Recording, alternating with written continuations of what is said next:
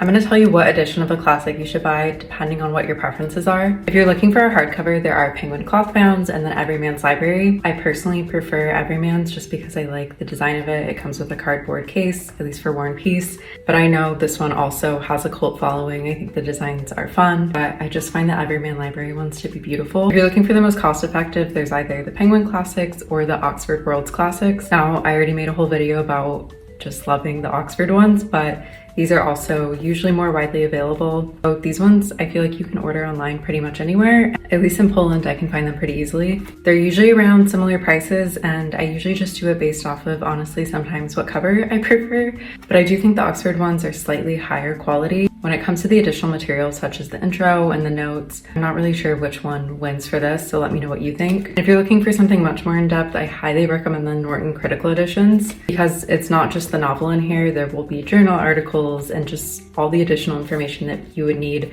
to study this kind of at an undergraduate level of literature. And then for modern classics, I do really love the Penguin editions. I think I prefer the color of these spines, to be honest, though they do wear a lot. I find that they have a great selection of titles. This is the cheapest edition I've ever bought. It's a Collins Classroom Classics, and it was only pounds or 20 zloty. But I really am just not a fan of kind of the mass market size compared to a normal novel. And the intro in this one was a little bit lacking. This is my brief guide to all the different editions. I'm probably missing some, but let me know what you think, especially comparing the different introductions and the different notes.